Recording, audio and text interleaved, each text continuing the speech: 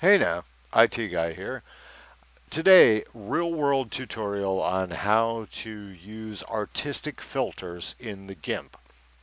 I'm writing an article right now on the San Francisco housing market. The featured image I want to use is Edvard Munch's The Scream, but with a San Francisco kind of vibe, and that doesn't exist, so we're going to make it. So, I downloaded this image from Google. This is a copyright-free image of San Francisco shot straight down Mason Street. This will work just fine for our initial offering. So what we'll do is we'll start the GIMP, and I want you to watch something. I'm starting it in 3, 2, 1, now, and it goes 4 seconds. Does your GIMP load in 4 seconds?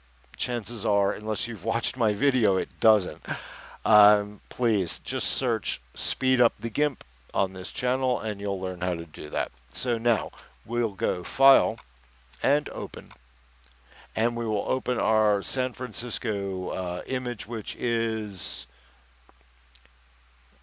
where the heck did it go? Oh, actually we need to go Desktop and then to the IT guy and then to Test and then San Francisco.jpg, and there we go.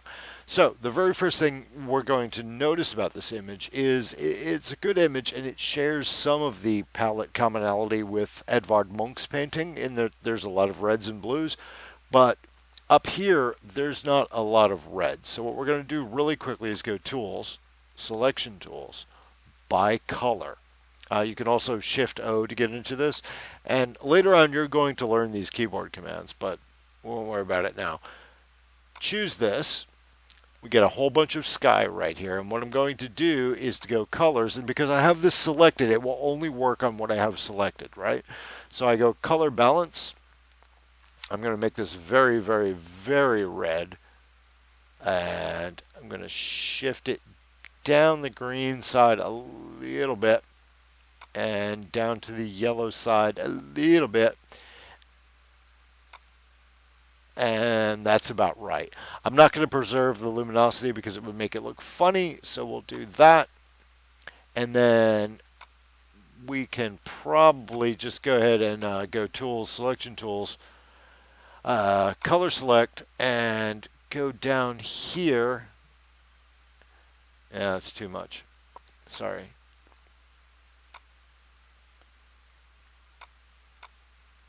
Okay, so we could do this, and we'll, again, just do the color balance, shift it red.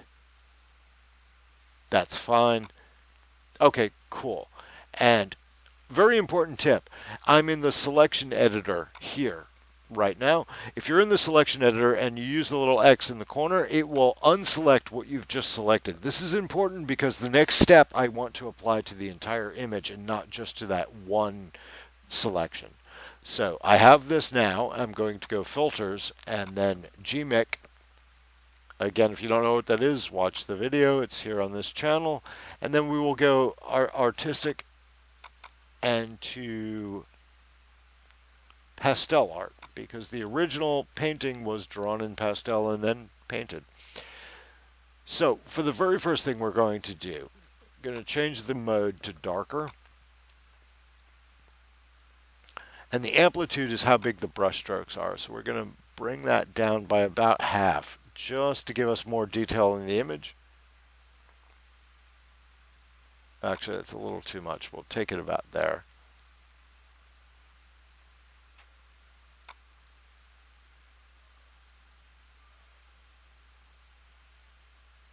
Yeah. Okay, that's fine. Thickness will bring down. And we will go ahead and do active shakes to introduce a little handshake into the painting. That looks about right. We'll apply it. This can take up to 40 seconds. Be aware of that.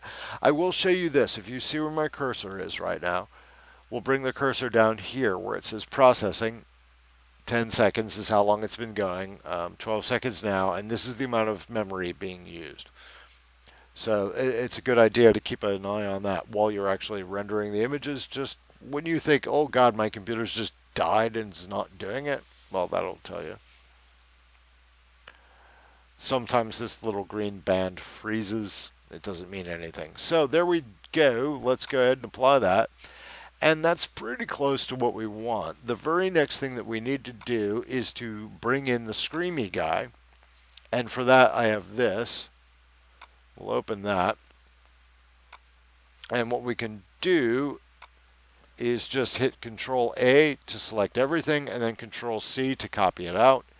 Switch back over to this image, and then we will go to Edit and Paste As and New Layer. M on the keyboard gets us the movement tool. Move this guy over here, like about that. And that's about the type of effect that we want. Now, we could actually merge this guy into the painting and do other kinds of things, but I think that's going to be about the best. One other thing we could do, if we go back to here, we don't want that, obviously. What we could do, though, possibly is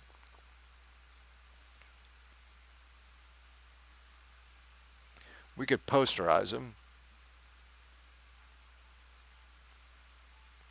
And that's not bad. So we're going to go ahead and apply that.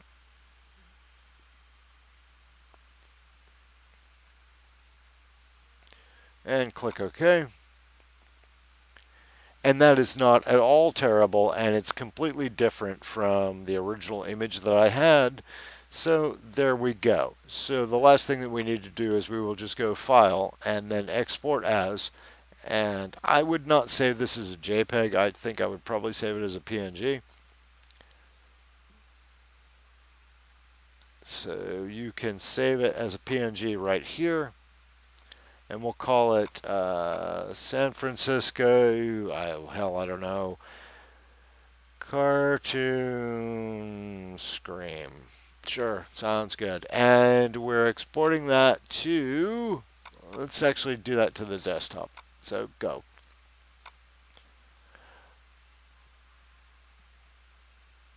Awesome sauce. So when we go out of here, if I turn my desktop icons back on, we'll see this, and I can launch it, and if I hit enter, it'll give us full screen, and that's pretty much what we've created.